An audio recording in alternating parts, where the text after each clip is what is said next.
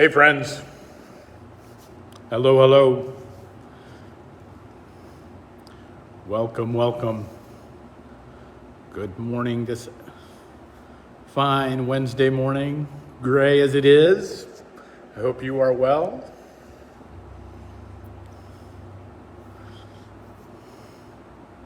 Good morning, everybody.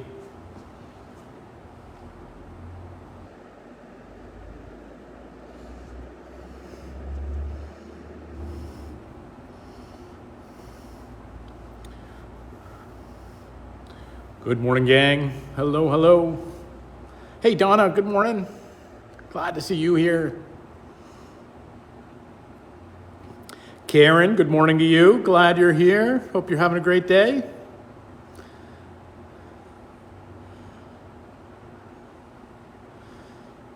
Good morning, friends.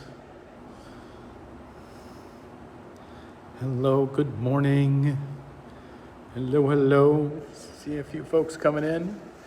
Jamie, good morning to you. Hi, everybody.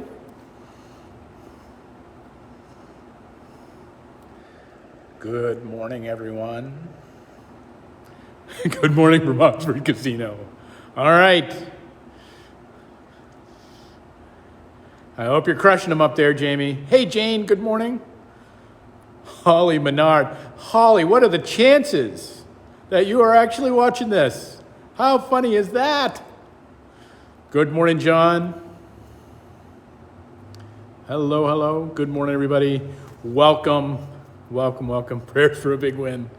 Whatever it takes. Whatever it takes. You're gonna roll with the big dogs. Like good luck. Good morning, everybody. It is the 7th day of September on this Wednesday, and I'm glad you're here. We are off campus this morning. We are at beautiful, what is known as Old White Church in Swansea, Massachusetts. It is a glorious, beautiful old congregational meeting house.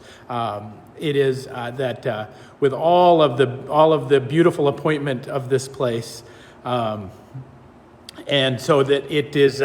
It has, there is, as you can see, the no stained glass in the windows. There is only above here that great invitation from Scripture to say, "Holiness becomes thine house, O Lord, forever." You know, this beautiful space with the centrality of the pulpit and the organ, and all of it with this, that took its inception out of this notion that nothing should really take our eyes away from what God is doing. That was really the movement. That was the movement away from stained glass, the movement away from icons, all these things in between us and between God really needs to can be set down, and that the real relationship is between us and the one who made us. Whether you agree with that, you don't like it, whatever, that was its movement. And on top of it, we have this beautiful big center aisle of which was not always the thing. And this actually may be a later addition, I don't know. But it is always that beautiful way. And whenever I get the chance to see and kind of stand at the end of the center aisle here like this, it always reminds me of weddings. And the weddings that happen the weddings that have happened in this place, and it's over 200 plus year history, and the weddings that have happened in those covenants that have been made. And it's kind of got me thinking this morning about, and it's what I wanted to talk about this morning, is that really, and so don't get weirded out on me on this one, okay? Stay with me, because we can get weird. It can get weird quick if you let it, but just stay with me. That the foundation of the scriptural walk, the foundation of God's invitation to being with us as people is grounded in this image of a wedding, right? I mean, the beginning of the Bible, what do we find? We find Adam and Eve, the very Bible begins with a wedding. And how does it end? The Bible ends, Revelation 22, chapter. Here's the holy city coming out of heaven, adorned as a bride for a bridegroom. That heaven itself is this wedding match, is this coming together. And again, what do we find? How many times does Jesus talk about weddings and the wedding feast? All of the different allusions that Jesus uses to the wedding feast. The first miracle Jesus makes is at the wedding at Cana, and has to be kind of goaded into it by Mary. But the very creation of wine at the wedding, I think, is the symbol of the overarching grace that God has for us in this life. It's this invitation to party like rock stars.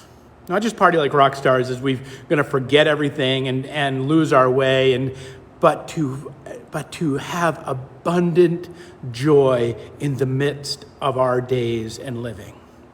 The great Congregationalist Jonathan Edwards wrote a whole book called Religious Affections. And in the book, Religious Affections, he says, how do you know if your religious experience is real? He asks all these questions. He says, how do you know if the religious experience is real? You could just be getting caught up with all your friends, and you could be getting all excited, like all your friends are getting excited. You could be getting, you could have an idea, and you could be perseverating on this idea. And it's a brilliant book. He maps out all these different things that we've all kind of fallen into at one point or another, that takes us off that isn't necessarily authentic, and we all kind of run into that once in a while.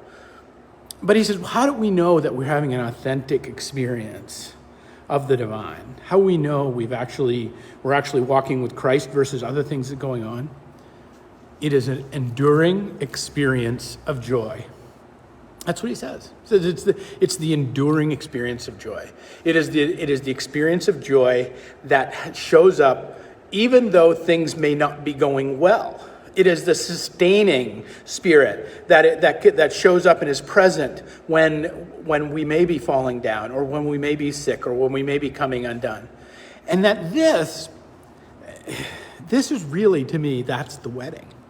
That's the walk. That's the coming together. Now, just get all the sexy time stuff out of your, don't worry about all that, and don't worry about, but this wedding of God that is invited to be with us and to be wedded to us, to be in covenant together, to kind of walk this life out together with all of its gnarliness and all of its fun and all of its joys, and that presence provides a joy that is beyond just our everyday boring, our everyday endurance, our everyday doing of the things and the making of the donuts.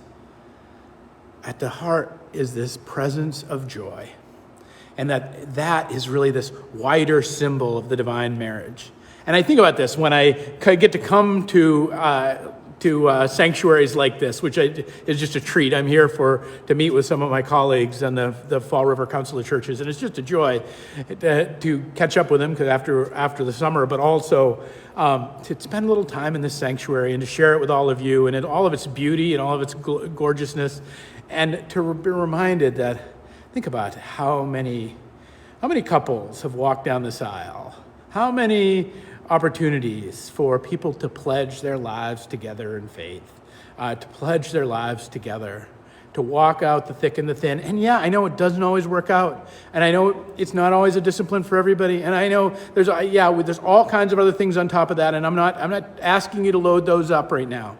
What I'm asking you to do is say that is kind of a beacon or a star or a direction that talks to us about something higher, and that higher thing is about how there's really this invitation with God to be with us, to kind of marry ourselves to the divine, to pledge ourselves in covenant to the one who made us, and that God pledges himself back, that this is way of I'm going to be there for you. I'm going to be here in it with you. I'm going to stick it out, that no matter what, We'll figure it out, you and I, and I'll sustain you in it. That when you fall down, I'll sustain you in it.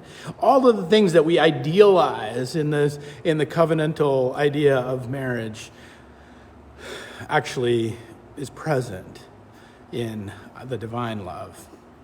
Because the Bible starts with the journey of a wedding in the middle of the woods and ends with the image of a wedding coming into the holy city coming into this world.